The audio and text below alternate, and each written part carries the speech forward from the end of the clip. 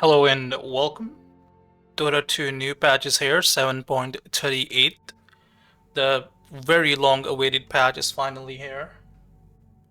Let's check out what do we have here. It starts off with major mechanics, which sounds good. Universal Heroes damage per attribute decreased from 0.7 to 0.45. That's pretty massive. As a result, many heroes have had their base damage and attribute gains changed. Skill points can now be spent on all attributes starting at level 2 instead of level 6.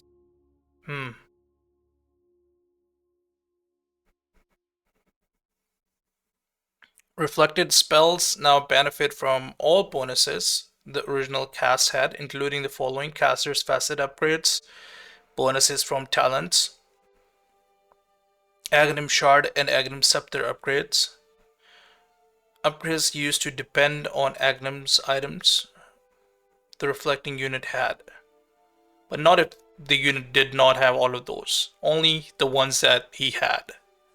Interesting. Slow resistance now also increase minimum movement speed by the slow resist percentage.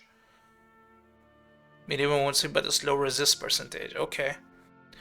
20% slow resistance increase your minimum movement speed from 100 to 120. Yeah, that seems about right. Cliff of Fortification. Creep duration decreased from 4 seconds to 3 seconds. Units no longer gain bonus movement speed during the night. Items have entered a hero's backpack for the very first time now have a 3-second grace period where they can be swapped into the main inventory without any cooldown. This can only happen once per item per hero.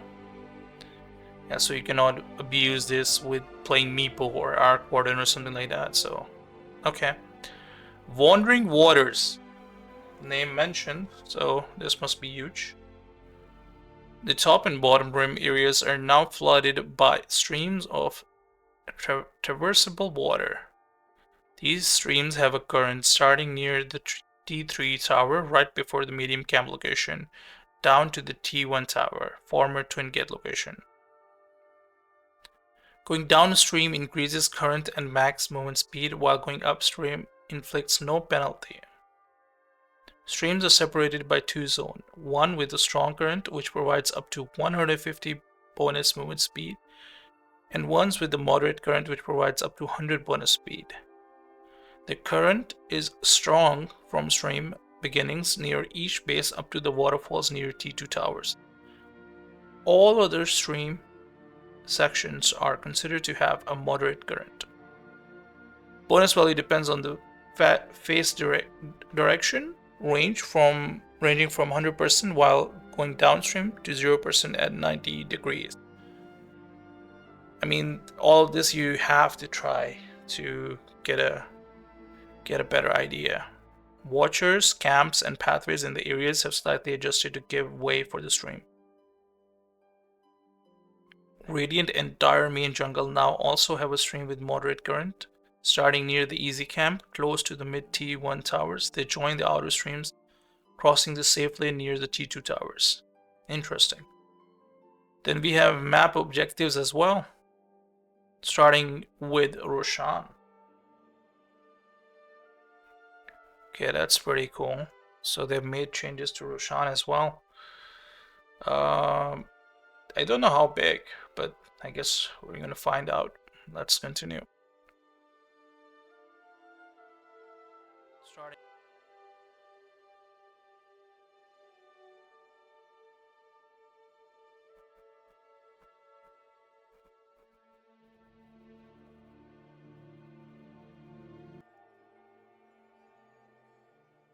Okay, let's check out what we have. Roshan is back in the river with one pit located near each side lane. Top layer is slightly closer to Dire's jungle entrance, and bottom one is closer to Radiance. Only the active Roshan pit is shown as a minimap icon. Roshan initially spawns in the bottom pit. Starting at 15, Roshan will follow the day-night cycle, walking across the river towards his designated pit, top at night and bottom at day. Yeah, this reminds me of something I read a while ago. For Roshan to actually not use the teleport gates, but actually walk through the river. That's crazy. It actually came into reality. Roshan no longer has bonus movement speed while moving between pits. Roshan now has basic 25% slow resistance and additional 25% slow resistance when running between pits. So normally you have 25% slow resistance, but while he's walking, another 25%, so 50% slow resistance. When running into a hero while moving between pits, Roshan will stop and grab them before violently throwing them away. Upon landing, heroes are stunned for 1 second and take 200 pure damage, plus 0.5% of target's current health per minute of game time. Each time Roshan throws a hero, he gains 70 bonus movement speed and increases throw damage by additional 100 units until he reaches his destination pit. After 5 throws, Roshan ignores heroes on his way. So if there are like 10 heroes over there, after 5 throws he will ignore it. Throw distance is 1500 and max bonus movement speed is 300. Can be blocked by spell blocking abilities and items like Lincoln Sphere. Can be blocked, but cannot be reflected. Imagine if you can reflect that. That would be hilarious. Heroes will be thrown away from Roshan based on their relative position to him. Edit a Roshan icon near the minimap that shows Roshan's state, alive, dead, maybe alive, and location. That's good. These are good quality of life changes, I would say.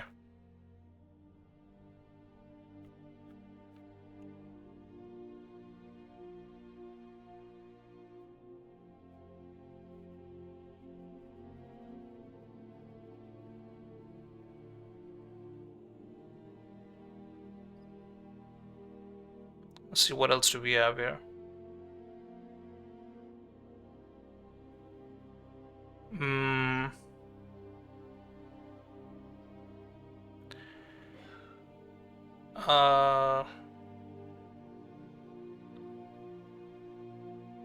If Roshan is dead, the status will include a timer until his possible respawn time. Yes, that should have been added forever. So Roshan spawned between 8 to 11 during this window. The status will say that he may be alive, but also include a timer until the guaranteed respawn. If a team gains vision of Roshan or Roshan's roar or retribution is heard during the status, the timer will be updated to inform that Roshan is alive. The Temple Assassin third eye innate will cause the icon to display exact when and where Roshan will respawn. That's a good advantage. Roar of Retribution now also applies a 2-second disarm on all affected units. Radius decrease from 900 to 600, cast by increase from 0.1 to 0.5 second, and cooldown increase from 20 second to 60 second. Now Roshan's knockback now has a 2-second cooldown before it can be applied to the same unit again. Added a unique attack animation for Bash as well as new animation and particle for Roar of Retribution. Tormentor spawns repositioned to the corners of the map. There is only a single Tormentor active at a time. Tormentor now spawns for the first time at minute 15. And Tormentor now grants 250 gold to each team member on death. So now there's a more significant objective for your teammates to get the Tormentor, which is 250 gold. Tormentor is also dependent on the day and night cycle, so it's at Radiant at night and at Dire side at day. As a result, it will always appear at the Radiant side first. Due to this, Roshan and Tormentor are always on opposite sides. That is cool, that is smart. Tormentor's abilities now scale with the game time instead of number of deaths. Tormentor's abilities now scale with game time instead of the number of deaths. Unyielding shield damage absorbs rescale from 2500 to plus 200 per death to 1900 plus 20 per minute of game time. Unyielding shield barrier regeneration rescale from 100 plus 100 per death to 30 plus 5 minute of game time. So it's more beneficial for you to take as soon as possible at minute 15. Reflect damage percentage rescale from 90 plus 20 per death to 50 plus 2 minute per game time. The shining damage per second increase from 30 to 60. The shining radius decrease from 1200 to 1000. Elevation, new ability. After dying, the tormentor leaves behind a 900 radius aura that increases health regeneration of all units in the area by 2% of their max health. Lasts 15 seconds. So after you've done taking the tormentor, you can get a good heal as well. Lotus Pool, change the way healing lotuses are collected from Lotus Pool. Lotus Pool now have 3 entrances and an empty region in the center. Heroes will automatically gather lotuses when within 350 units of the center of the pool as long as they have available space in the inventory. That's good. The first lotus takes 1.5 seconds to collect, and each subsequent lotus is in a row takes 30% less time. The timer only counts down when all the heroes within range are on the same theme, pausing if an enemy hero enters the area and resuming when an enemy leaves.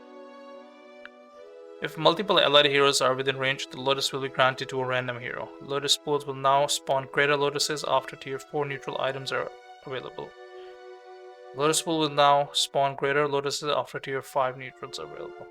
All remaining great lotuses in lotus pool will be combined and rounded up to the nearest number of greater lotuses they could form.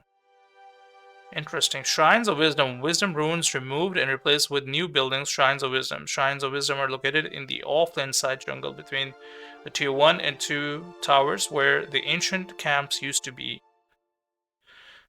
The shrines will activate every 7 minutes, glowing and filling with experience. To gather the experience from an activated shrine, a hero must stand within 300 units for 3 seconds. Like Lotus Pools, the shrine will not count down time if an enemy hero contests by standing within the effect radius, and may resume only if the enemy hero leaves the area or is killed. Yep, that's one way to make them leave. Experience will be granted to a random hero within 300 units of the shrine and also to their teammate with the lowest experience. Bounty runes spawn interval increase from 3 minutes to 4 minutes now. Okay. And gold provided after the initial set rescale from 36 plus 9 per 5 minutes to 40 plus 6 per 4 minutes. Other threat entries, the region specific pubs, Mighty Mine sector have been removed. Corner outposts have been removed. The twin gates have been repositioned to the corners of the map to a new high ground area near Tormentos. Touched up the map in general, slightly just to neutral camps, trees, and cliffs. Lifesteal. Individual abilities no longer have special rule about how lifesteal works in different situations. Heroes versus creeps, damage type, etc. Lifesteal mechanics are now consistent across every ability. Lifesteal applies to physical damage from attacks and is reduced by 40% when damaging non-heroes. Special lifesteal now applies to physical damage from spells and magical damage from spells or attacks, and is reduced by 80% when damaging non-heroes. Neither lifesteal nor spell lifesteal applies to pure damage. Okay, that's fair. Holding Alt while looking at items that provide lifesteal or spell lifesteal will now show the lifesteal percentages for attacking and casting spells. And targeting creeps versus heroes. The following sources and targets do not provide any lifesteal. Attack that do not proc attack modifiers. Attack damages against ward, building, or couriers. Spell damage against illusion, wards, building, or couriers. Reflected damage. Spells that remove health instead of dealing direct damage. Enemy damage dealt to self or allies. A small number of abilities that do not use lifesteal or spell lifesteal so result in healing and can benefit from lifesteal lamp. Lifestealers open wounds, heal attacks for a percentage of the damage done. Lifestealers feast heals for a percentage of their target's max health. Meepos ransack heals all Meepos for a flat amount for each strike. Interesting.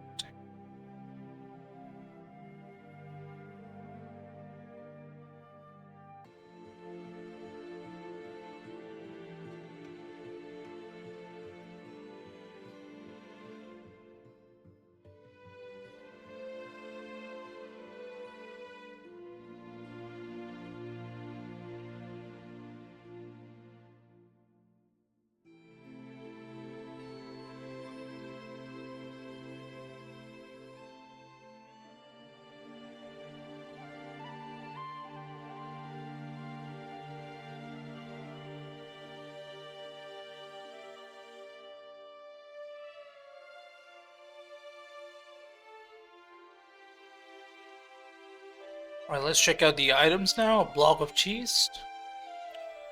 Scrumptious now restores 3000 health and 2000 mana when consumed. Scrumptious Savory Shield now has a 5-minute duration. Scrumptious can no longer be cast on an ally to give them buff, however, item is still fully shareable. Just like Bottle. But Bottle you can use on ally as well. Orb of Blight, Blightstone renamed to Orb of Blight, Luster Corruption duration decreased from 8 seconds to 3 seconds now.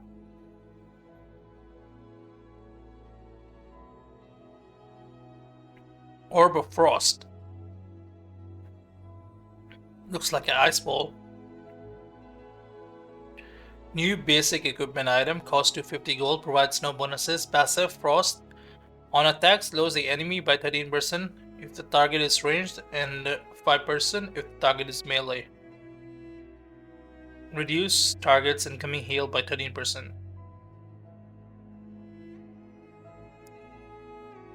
And then Orb of Venom, cost increase from 250 to 350. Poison attack now has a 9-second cooldown. Poison attack no longer slows movement speed. That is so bad, man. Poison attack damage per second increased from 2 to 10. Poison attack duration increased from 2 to 3 seconds. That's a big nerf and change to this overall.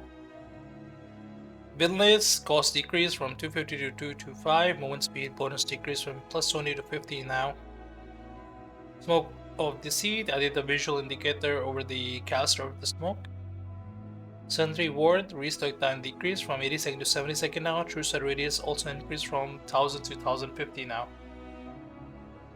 Abyssal Blade recipe change now requires Skull Basher, Sange, and a 1275 gold recipe. Total cost unchanged. Use to require Basher and Vanguard, but now it's Basher and Sange. Now it provides 35 damage, 26 strength, 25% slow resist, 25% health, and lifesteal amp. No longer provides 250 health and plus 10 regen. Remove the damage block ability. Yeah, of course, because no Vanguard. Seems like a good item to have on a Legion commander. Battle Fury. Wait, Arcane Boots? Replenish mana. Rename to Replenish. Battle Fury recipe change now requires Broadsword instead of Claymore. Recipe cost increased from 450 to 600 now. Total cost decreased from 4100 to 3900. Bonus damage decreased from 65 to 50 now. Cleave damage to heroes decreased from 70% to 60%. But it's same for the... Wait, it was never 7. It was 70%. I didn't know. The cleave damage was 70% to heroes. That's interesting. It's to 60% now. Bloodstone no longer provides 75 AoE radius increase. Bloodbath now applies a basic dispel on cast, so can be used to remove silence, I guess, or cold snap, or other negative effects. But no longer AoE radius increase is just so bad. Bloodthorn, Soul Rend, True Strike on the solid target is not limited, only to item owner and their control units. So if you're playing if you're buying Bloodthorn and you're playing PL, your illusion will still dish out that damage. But only you and your unit. So if you're playing Lycan or something, you buy it. So every unit under your control, but not your allies. That's interesting. Soul Rend Silence visual above effect target is now tinted red to better distinguish Bloodthorn Silence from other sources of silence. That's good. Boots of Bearing, total cost decrease from 4275 to 4225 due to Windlass cost decrease. Terms of Endurance, total cost decrease from 1650 to 1620 due to Windlass. The rest no longer uses charges, and the rest cooldown increase from 30 second to 45 second, endurance bonus attack speed decrease from 45 to 35 second, and swiftness or movement speed bonus decrease from 20 to 15 now. Ethereal Blade, Ether Blast primary attribute multiplier for universal heroes decrease from 60% to 45% now. Evil Scepter Divinity, total cost decrease from 2625 to 2600 due to windless cost decrease. Eye of Skadi, recipe unchanged, now also requires Orb of Frost. Recipe cost decrease from 1300 to 1050. Total cost is unchanged. Hands of Midas, transmute now grants a Mad Stone bundle when used on a creep. Mad Stone bundle when used on a neutral creep. Heaven's Halberd item rework requires Vanguard, Crown, Ring of Region, and a recipe.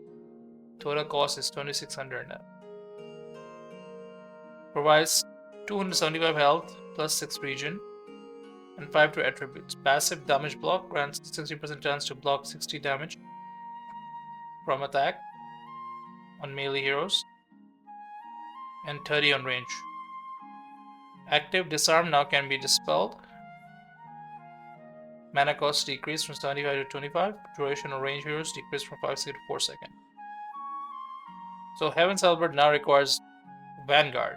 So you will be buying Vanguard as an axe, for example, and then you can just upgrade that Vanguard to Heaven's Halberd.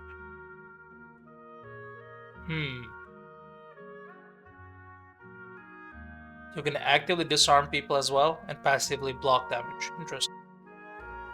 Yeah, seems pretty good. Gleipnir item reworked, recipe changed. Now require point booster instead of maelstrom. Point booster. Now like you can farm it all with this. Recipe cost increased from 550 to 1100. Now they made it so expensive and so bad to have when it comes to farming. Total cost decreased from 5,750 to 4,550. Now also provide plus 70 AoE bonus and plus 200 mana. Oh, that is good. So you have plus 75 AoE on the Gleipnir usage as well.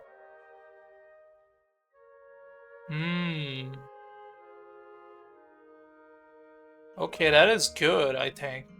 Because that AoE bonus can help a lot. As an invoker, I'm looking at it mainly. And it helps with the not right click but skill build invoker, not the right click invoker, because of not having the maelstrom. And health bonus increased from 275 to 450. That's also good. Intelligence bonus decreased from 24 to 15. Eternal Chase no longer deals damage. Good. I mean, it's whatever. But Eternal Chain's radius decreased further. Oh no. But due to the innate bonus that it provides, plus 75, it goes back to normal. So it goes back to being 350. Damn, I thought it would be 350 plus 75. That would have been much nicer. I think it's still pretty okay. Not that bad.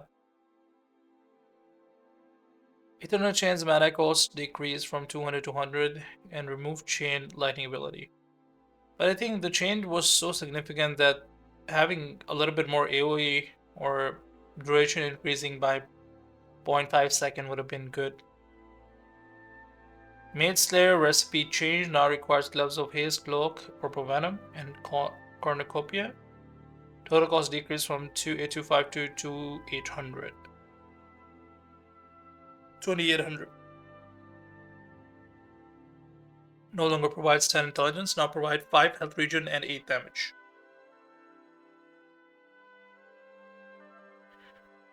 Attack speed bonus decreased from 45 to 30 now. Mass Commander Berserker movement speed decreased from 30 to 25. Orb of Corrosion item rework. Orb of Corrosion now requires Orb of Frost, Orb of Blight, and Band of Elven Skin. Total cost is 1000, provides 8 agility, passive corrosion on attack slows the enemy by 16% of the target is ranged, and 6% if the target is melee. Also reduces the target's incoming healing by 20%, the armor by 3, duration 3 seconds. Duration is pretty small though. I think this duration is same as Eye of Scotty, if I'm not mistaken. And the armor duration does not even stack with Desolator or other type of thing. So it's not like that you can buy Orb of Corrosion and then you can buy Desolator. Because 8 agility seems nice, right? For 1000. I don't know. Okay, Phylactery. Empowered spell cooldown increase from 6 seconds to 12 seconds now. Empowered spell movement slow decrease from 50 to 30% now. Empowered spell slow duration increase from 1.5 to 3 seconds. The double of the slow seems very good, but the slowed percentage is reduced significantly. So that 1.5 second slow of 50% felt much bigger than 3 seconds of slow, which you can do every 6 seconds,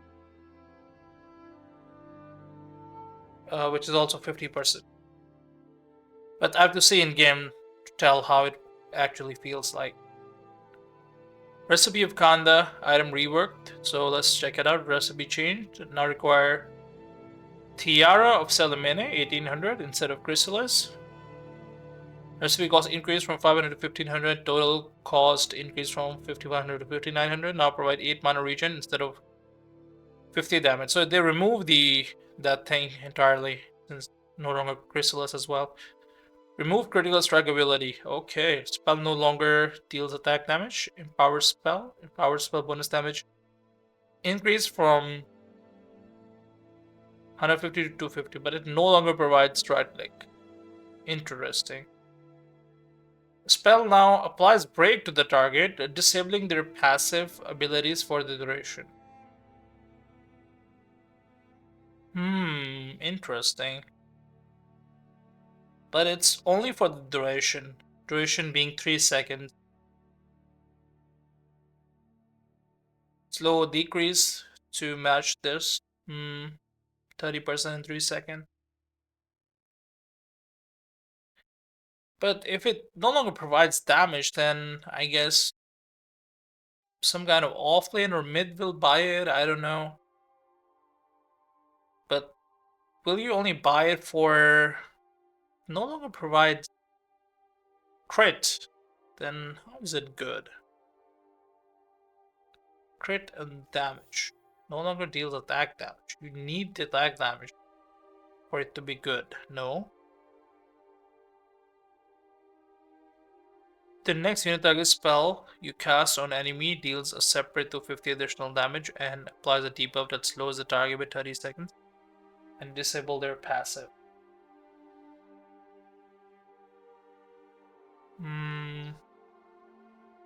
8 mana regeneration, 200 health, 200 mana, 8 to all attributes. But it's not even right, like if you enable it, like if there was an option to auto enable it and toggle it, and if you right click someone and then it just gets automatically applied, like the other item, the Witchblade, that would make sense. But an ability to dish out 250 more damage seems pretty weak. It's not even 400 damage, 350 damage. 250 seems very weak. Especially when you can not even crit on that based on your right click as well. So that is pretty weak, I think. I don't like Kanda at all. That is a very... That's not a W. That's the big L. Revenant's Brooch, a completely dead item after the removal of Chrysalis. Let's check it out.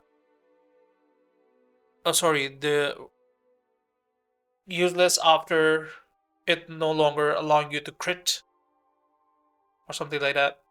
Requires Chrysalis now. Okay, wow. So they added, but it's reworked, so let's check it out what it says. Voodoo Mask and the 600 gold recipe, total cost at 3300, provide 35 damage and 16 spell lifesteal. Remove the Phantom Province ability, passive Phantom Critical. Grants each attack at 30% chance to deal bonus magical damage equal to 80% of the attack's damage. 30% chance to deal 80% of the attack's damage as magical damage. As bonus magical damage. New patch is here, not Copia. Yeah, new patch is here, literally, I'm reading it.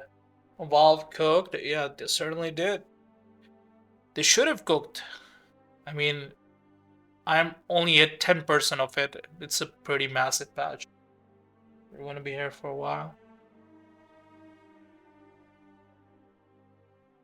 So we have a remove Phantom Province ability, but given Phantom Critical grants each at 30%, yeah, I've already gone through that. This is considered Critical Strike. For other sources of Critical Strike, this ability has no effect on building. Oh no, this... I mean, of course they would consider it as a Critical Strike. The damage is so low, I don't see anyone going this item except Murta. Maybe Murta, that's only person I can think of, which benefits from the spell lifesteal from the 35 damage, and maybe Sniper too, but that spell lifesteal is pretty useless. But it's not, because 80%, 30% chance to get 16% spell lifesteal from your attack, which dishes 80% of your attack damage. Because that would be magic damage, so you would get healed from that. It would be interesting. Sandin Yasha, the most bought item, including Glimmer Cape, the two horsemen of hell, if you want to win games, as offlane. Sometimes even as carrier or mid 2, depending on what you're playing. Sandin Yasha and Glimmer, so they reduce the status resistance further. Remember, it used to be 35%, 30%, something crazy. Maybe I'm mistaken. Anyways, 25% to 20% now. That's pretty big. That's pretty big. The status resistance was already quite small. If something is like 3 seconds, it would be... I don't know. Now it would be even lower duration of decrease of the abilities that you get targeted by, or debuffs. Shadowblade recipe change now requires Claymore instead of Broadsword. Bonus damage increase from 20 to 25. Total cost increase from 5,450 to 1,500 due to the Shadowblade changes. Yeah, these are the changes, and bonus damage increase. Okay, Silver Edge, even better item now. It crits as well, right? Oh, it stopped doing crit long ago.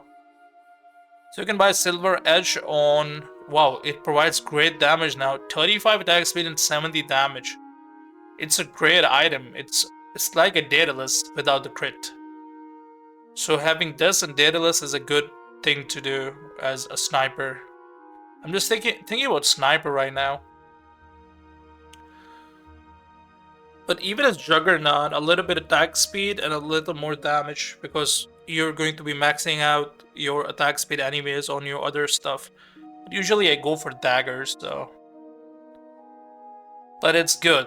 Silver Edge already had good damage, but now it's even more. But him not having crit was kind of a setback, but not anymore, because the damage is so high now. So you can buy a crit item separately, and together you would have like 150 damage or something like that.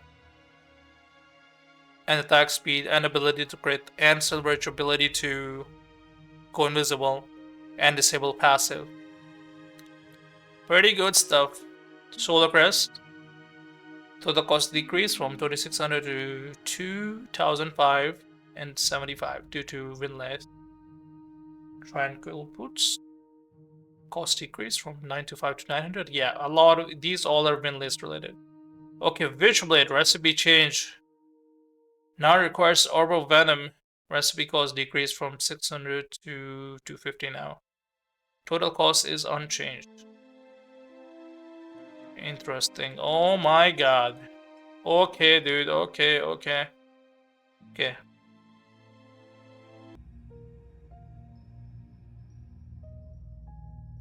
Alright. Let's continue.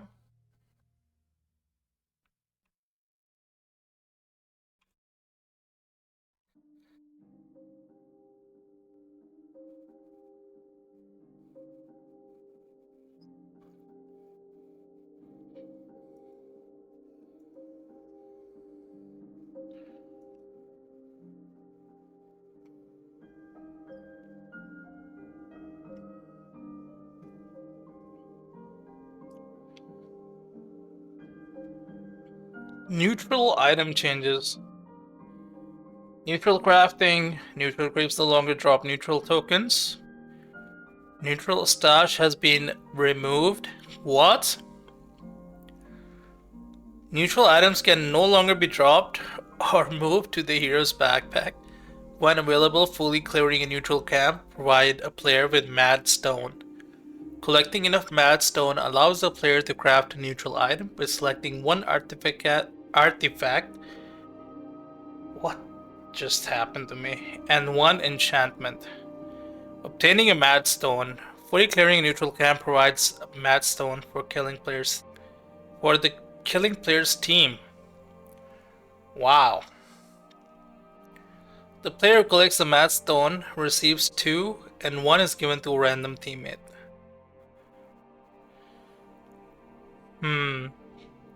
Dropped Mad Stone is automatically collected if there are no enemy heroes within 800 unit radius of the last creep to die, and there is an allied hero within 1200 units of the dead creep. Otherwise, it is left on the ground where the creep died and can be collected by either team. If the player who collects Mad Stone is already at their limit, all of their Mad Stone is also evenly split between teammates.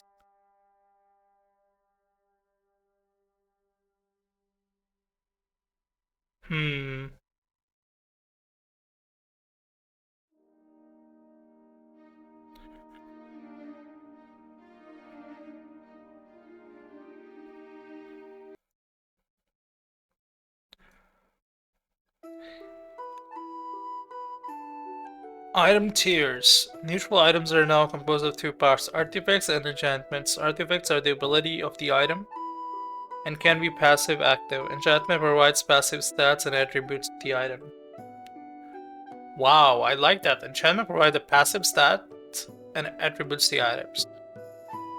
Artifacts provide the ability. I like that. Similar to the previous neutral item system, items are arranged by tiers. Each tier is only available past a specific point in time.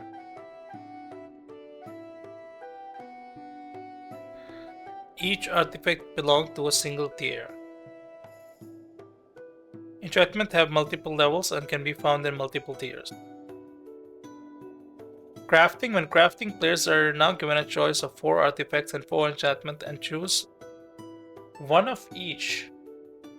Artifacts will provide 3 options from the current tier.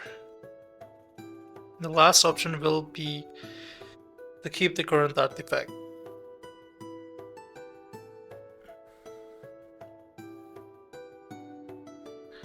For tier 1, players are given 4 random choices since they have no neutral item. Enchantment will provide 4 options from the current tier with no options to keep the current enchantment.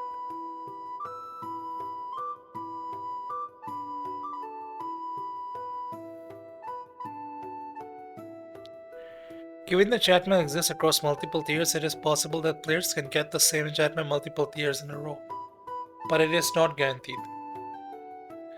It's kind of like a gamba over here. Gotcha.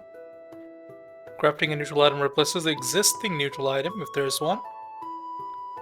Player must craft a tier 1 neutral item before they can craft a tier 2 neutral item. Crafting a tier 1 neutral item takes 5 Mad Stone. Crafting a tier 2, 3, 4, or 5 item takes 10 Mad Stone. Tier 5 neutral item can be recrafted for escalating 10 Mad Stone cost.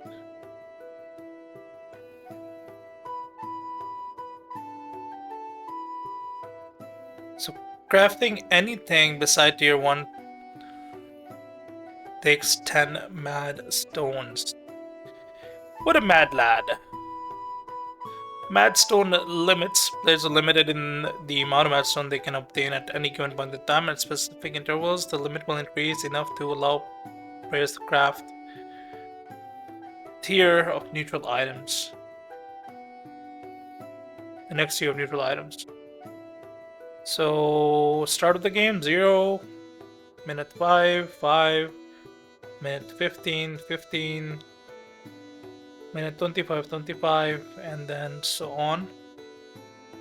But after minute 35, at minute 60, you will have 45 Madstone currency, and that would be enough to get a tier 5 one. At 70, the Madstone cap is removed and player can collect infinite Madstones. Interesting. Surely infinite will not bug anything outright. We will not have beers with some wild stuff going on with them. Lone roots. Madstone.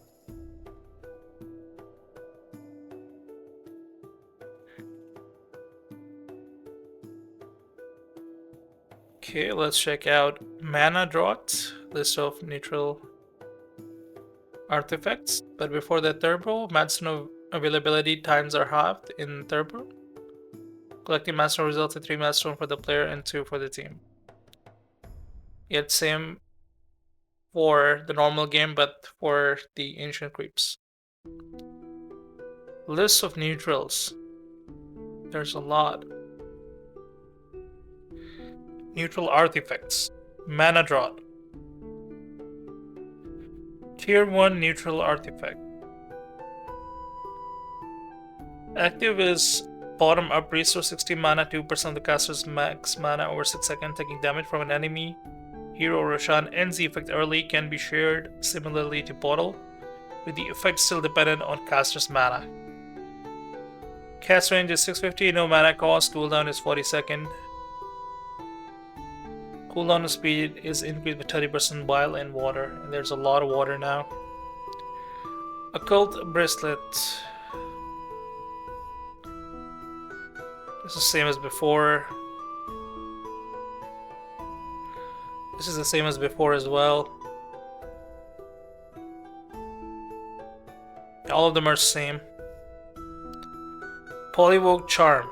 I mean, this is not the same. I don't even know what it is. Active is Ribbit. Increase an ally's health regeneration by 8 for 10 seconds while in water. The Blessed unit also moves 10% faster. Ripper Slash. Active is Flay. Embed thorns into all enemies in a 200 unit AoE for the next 10 seconds. When they are attacked, they take additional physical damage. Hero attacks do plus 12 damage. Non-hero attacks do plus 4. Plus 4 for non-hero is pretty passive actually. Cost range 700, cast range 700, and no mana cost. These are the same, these are the same. Yep, these are the same. Oh, this item returned. Your attack deals 3 more damage to enemies for each 5% HP they are missing. Essence Ring also returning as tier 2 neutral artifact. Life Essence increases the current and maximum health by 250 for 15 seconds. This can be such a lifesaver for offlane as well, but even on support or carry as well. Gosmere Cape. Yeah, this is the same. Searing Signet. Passive, Burn Through. This is now tier 2 by the way. This one was also tier 2. Starting tier 2 from here. Passive is Burn Through. Instance of 40 magic damage or more, set enemies on fire for 5 seconds. Causing them to take 15 magical damage per second. This effect doesn't stack and does not affect buildings. Tick rate is 0.25. Total damage is 75 and it has no cooldown. We just keep hitting them, I guess. They will always be on fire.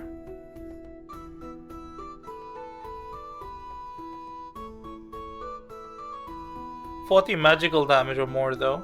Not right click. Tumbler's Toy is returning. Allows you to propel 300 units.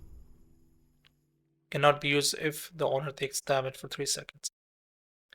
No mana cost. Gale Guard. New item.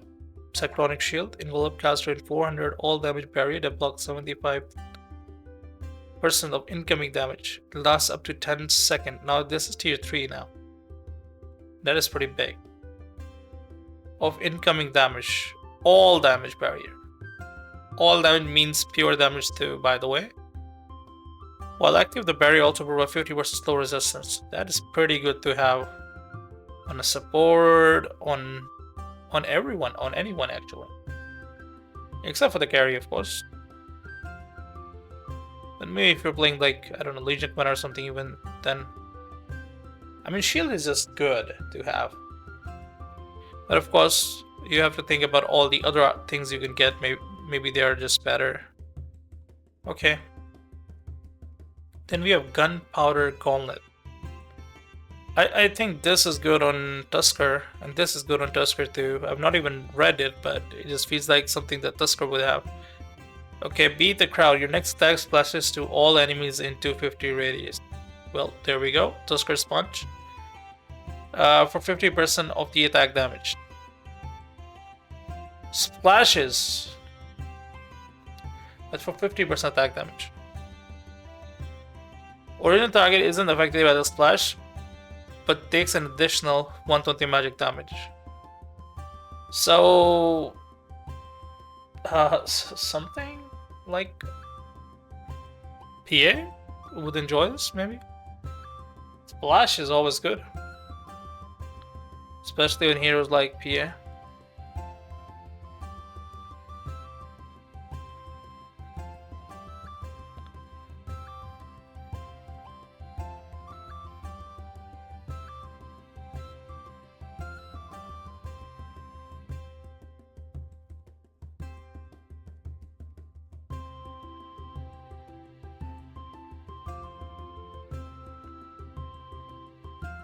Okay, what else do we have? Separated Shiv is the new item.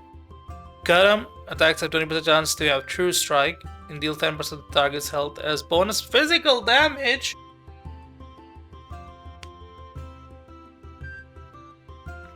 Procs against Roshan always deal fixed 200 bonus damage though.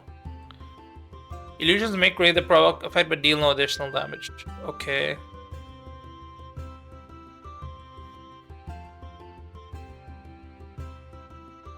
Is it even that good? I thought it was pure damage. But it's True Strike. 20% chance to have True Strike. And it's tier 3. 10% of target health as bonus physical damage seems pretty good, especially if you crit on it. What else new thing we have? Then we have tier 4 item, Crippling Crossbow, Hobble. It's an enemy for 75 damage, then slows their movement speed by 80%, reduces their health restoration by 40% for 4 seconds. Slow fades over the duration of the debuff, while the health restoration penalty is constant for the duration. Seems pretty good against... pretty good as a Drow Ranger with your axe and stuff. Magnifying Monocle, Keen Eye increases. Hey, that's a reference to the old neutral item.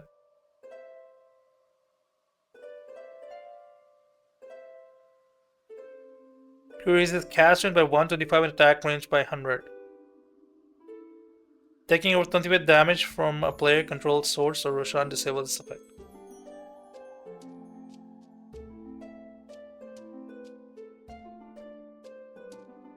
And we have a new tier 4 item. Pyrrhic Clock? It's not Ferric Clock, right? For the next 6 seconds, 60% of the damage taken by the caster is reflected to the target unit as physical damage. Okay. Then we're returning neutral item for tier 5, Fallen Sky. Transform wheel into a meteor that strikes the target 315 radius area after 1 second flight. All hit enemy units are stunned for 1.6 seconds, dealt 150 damage, and set on fire for 6 seconds. We deal 60 magical damage every 1 second. Affects the buildings. Impact damage for buildings is reduced by 50%. Cast rate is 1200 and no mana cost. Minotaur Horn returning as tier 5 neutral artifact. Active, Lesser Avatar, applies the basic dispel, grants 50% magic resistance. I mean, it's the same. And 50% magic resistance and immunity to pure and reflected damage for 2 seconds. Immunity to pure and reflected damage, that is crazy. For the duration of the effect, any negative effect from the enemy spell has no effect. It's pretty big. Only 2 seconds though, but you can do a lot in 2 seconds. Pride Hat. Now the tier 5 neutral artifact. Plunder, since item is reworked, Plunder steals 150 gold from enemy heroes that die within 1200 units.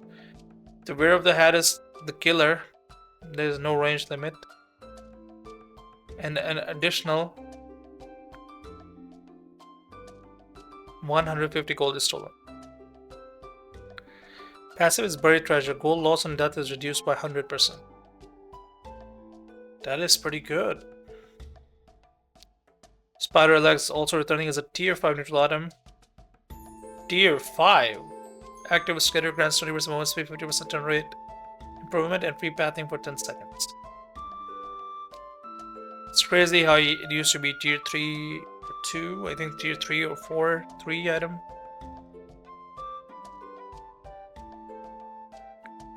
Stygian Desolator now is a tier 5 item. Cool.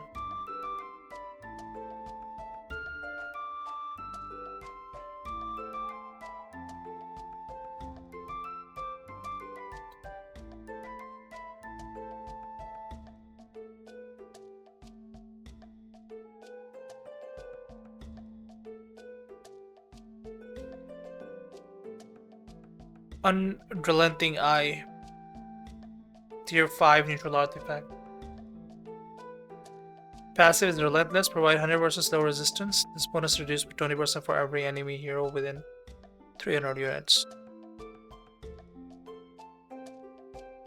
Doesn't seem that good. No, 100% slow resistance passively, not active. Okay, that's fine then. Reduced by 20% for each enemy. So I'm surrounded by all the enemy team. It has no effect. List of neutral enchantments. We have a lot of them actually. Okay, we have Alert, Brawny, Mystical, Quicken, Tough, Vast, Greedy, Keen-Eyed, Vampiric, Timeless, Titanic, Crude, Boundless, Evolved, Feverish, Wise, Audacious, and Fleet-Footed. Okay. Wow. Available at all tiers, starting from 1. 10 to 25 attack speed as you upgrade them. 0 to 300 bonus night vision. For Alert. Brawny, 125 to 275 health. To 0 to 12 health region. Mystical, 1 to 4 mana region. And 0 to 22% magic resist. Good on support, but good on anyone actually. Quickened, available at all the tiers. All of them are available at all the tiers. But not all of them actually. Some are available tier 2 and 3. Quickened, 15 to 30 movement speed, 0 to 220 mana. Tough, 5 to 14 damage, 0 to 10 armor. Fast, available at tier 2 and 3, 60 to 90 attack range, melee and range. Melee and range. That's big. That is good. Greedy, 75 to 100 GPM to 200 to 250 mana also. And then minus 30 attack damage to minus 60. Should be minus 60 attack damage first and then minus 30 later. So you have more attack damage, but it's reversed, and I like that. Nobody wants supports hitting too hard. Yeah. Vampiric. 12 to 20% life steal, 8 to 16% spell life steal. Timeless, 10 to 15% debuff amplification, 10 to 20% spell amplification. I like that. Timeless is basically Timeless Relic, yeah? Titanic, 15%, 25% base attack damage to 10 to 15% status resistance. This with Sand and Yasha is pretty good. Yeah, 35% status resistance is insane. It's pretty good. But available at tier 4 and 5. So tier 5 time you will have that, which is 70 minutes into the game, which is fine. You still have Sand and Yasha by that time. And of course, this is a good combo to have. Crude. Slow resistance, 20 to 30%. Base attack time, minus 12% to 18%, but minus 15% intelligence also. So these are... This is also available at 4 and 5 tier, but other ones, these ones are available at only tier 5.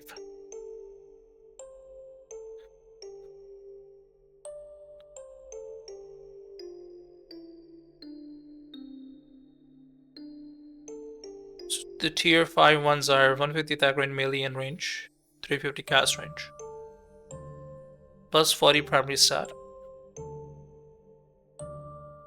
plus 15% cooldown reduction, but plus 15% mana cost and mana loss increase. 600 experience per minute. I mean, at tier 5, I don't think you have a reason to get more experience per minute. To reach level 30 soon if you're not already at... But tier 5 start from minute 45, I think. So maybe it's good. Audacious available at tier 5. I may be mistaken over here when tier 5 starts. Audacious available at tier 5. 100 attack speed, 80 magic attack damage. Magic attack damage. But incoming damage also increases by 10. Or fleet-footed, 115 movement speed. But it does not stack with movement honestly from boot. So basically you can just ditch out the boot and get this. Interesting. Then we have neutral creep changes. Okay, these are not that big, but seems pretty good. Flooded camps, neutral camps that reside within a stream are considered flooded camps. Flooded camps are populated with new amphibian neutral creeps. These camps are easy camps on the rim between tier 1 and tier 2 tower. Medium camp on the rim near 2 towers, tier 2 towers. And medium camp in the main jungle that was on the stream's way and used to be hard camp. As the tides of the battle rise, creeps in these special camps evolve.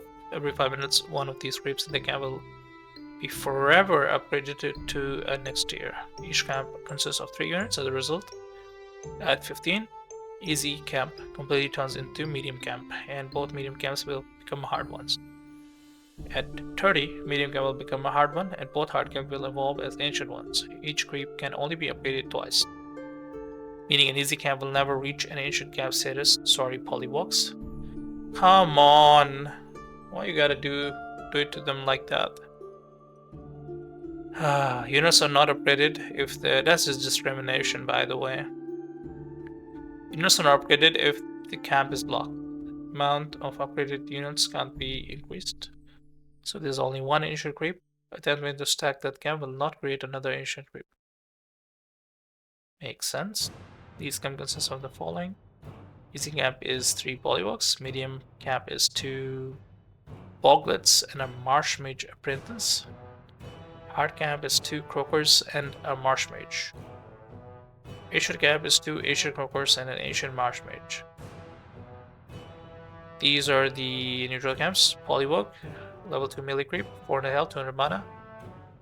This is the movement speed, this is the damage, 1 armor, 0 magic resistance, 70, 19 gold, and 30 experience bounty. What are the auras? Passive, all allies within 12 unit rate receive a 10 to 16% movement speed and outgoing damage bonus as long as their aura owner is in water. Goldfish camp, yep. But it's sad that they will never be upgraded to big Pokemon or whatever.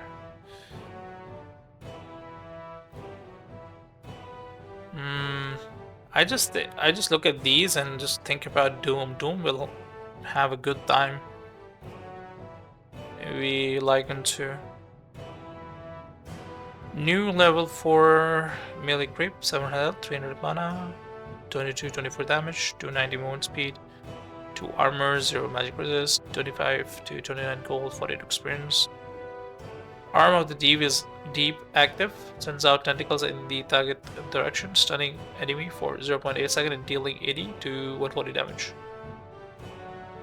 Arm of the Deep neutral will cast this ability on the closest enemy if there are 3 or more enemies within 550 2x abilities cast range radius. After that, all copies of this ability on other neutral boglets within 1200 range are put on 5-second cooldown. Okay. Well, but what does it do? 2x the ability's cast range. Okay, okay.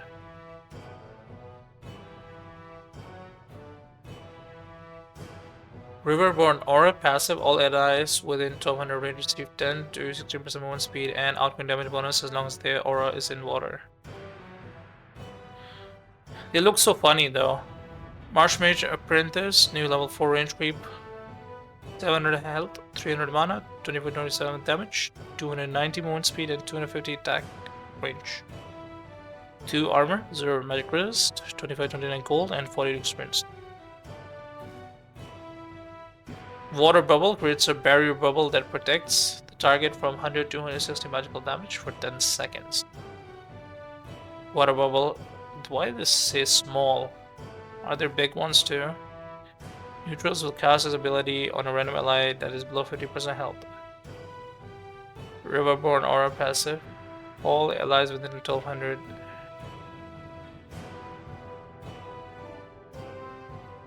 All allies within a 1200 range receive a 10. Yeah, they all have Riverborn Aura, basically. They all have that. Also, this one just says that the cast range of this ability will increase. That's what it means. So here, Water Bubble doesn't mean that they're casting it 2 times. Or it's not a different ability, it's how this ability interacts. So these guys will cast on any neutral creep that is below 50% health. This spell. Makes sense? Who is below 50% health? Croaker, new level 4 creep, 900 health. 46 damage. 300 movement speed, 3 armor, 0 magic resist.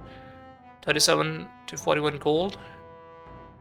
Tendrils of the Deep active, sends out tentacles in a cone shape direction, stunning enemies for 1.2 seconds. That's a good stun. And damage there, 120 to 180 damage. Then how it interacts, I don't care. Riverborn Aura passive, again, everyone have that. Marsh Mage, 900 health, 350 mana, 40-45 damage, 300 movement speed, 250 attack range, 3 armor, 0 magic resist, 37 to 41 gold, and 25 XP. Now it's a medium water bubble, creates a barrier bubble that protects the target from 150 to 240 magical damage. After the bubble bursts, heals the target for 50% of that amount. So 240 magical damage blocked at the maximum level, and then half of that 120 would be the heal. Interesting. Ancient Croaker, 1250 health, 664 damage, 300 movement speed, 5 armor, 30 magic resist. 5 armor, 30 magic resist. They seem pretty strong. They are level 5, so an ancient. 53 to 56 gold, but the gold seems pretty low, and 104 experience.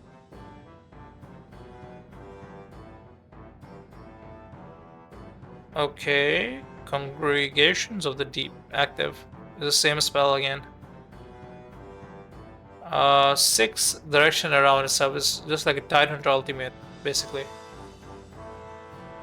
Stunning the enemy for 1.4 seconds and dealing 250 to 325 damage.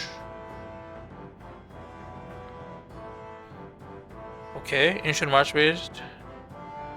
Tier 5 Ancient range creep.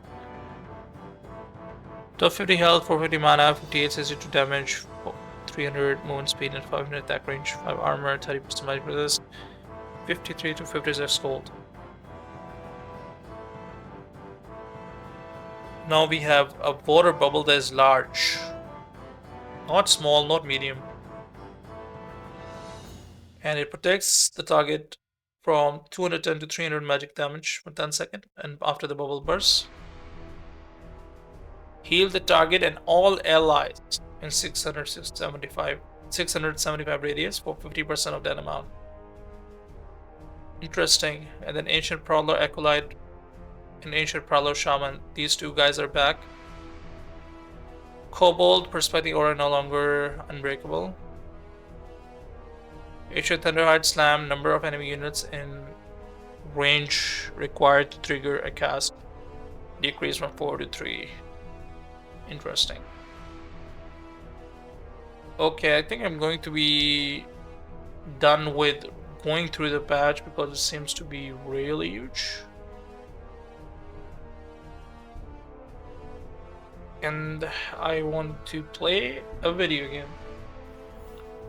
I'm just going to skip to Invoker right here because I want to play him.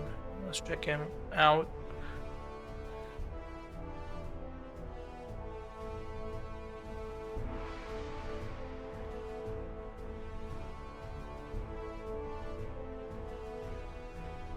Yeah, there's a lot. Holy! Wow!